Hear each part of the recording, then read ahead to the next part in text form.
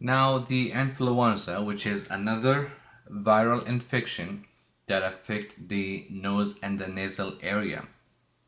There are few viruses or group of viruses that cause this infection. We have A, B, and C. A is the most common one. Now, this is known as the flu. So, simply the etiology and the pathophysiology is an invasion by a virus, and there is a reaction to that virus. This reaction leads to common symptoms of a viral infection, such as fever, malaise, sore throat, muscle ache, headaches, and so on. Now, when we obtain the history of the patient, usually they report recent exposure, maybe for somebody who has the flu, or could be the season where the patient gets that, especially if they have not got immunized.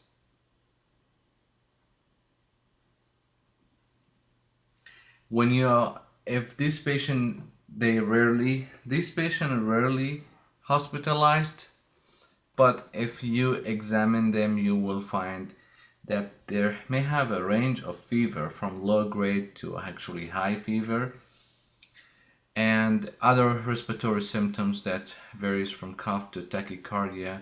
They may have runny nose and their eyes also be red and the nose red, but there is no lower respiratory symptoms such as the lungs are clear, and if there's any nasal discharge, it's usually watery.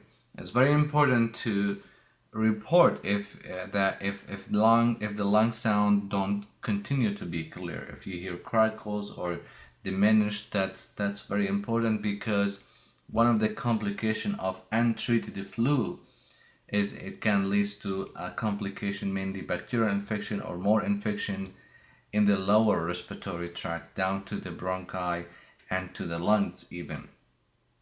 So we want to watch for this complication.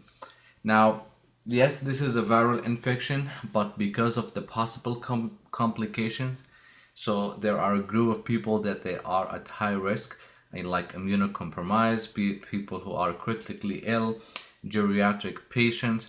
We recommend that to treat them using antiviral, and there are two groups of antiviral that are available to give to this patient. What we give right now is the group that we call neuraminidase inhibitors, and this is effective for type A and type B. This medication are effective and should be given within 2 days of the infection, of the onset of the infection.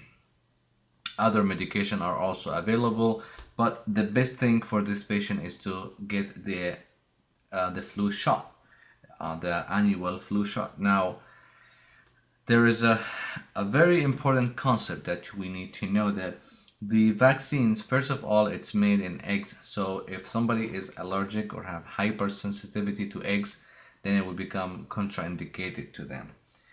And the other thing is that there are two types of immunization. We have the type that have the living virus, and then we type that have the dead virus. Now, you do not want to give an immunization or vaccines to anybody who is sick on that day. So if you have somebody comes for immunization and they're sick, then of course you don't want to give them that. Now, the active or the living virus is, again, you do not want to give that to somebody who is immunocompromised or somebody who is a vulnerable population. For example, pregnant women should not receive the active or the living virus. Elderly, I'll be careful. A patient with AIDS, I'll be careful because they're immunocompromised. I would not give the active one. I would give them the inactive or the dead virus. Somebody who's been using steroids, this patient, their immunity will be low as well.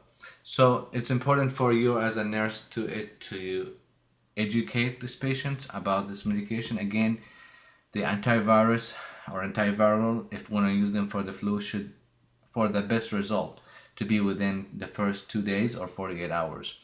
The immunization is recommended for everybody who's older than 6 months old, and it is the best time to take it around the fall time, so mid-October, September.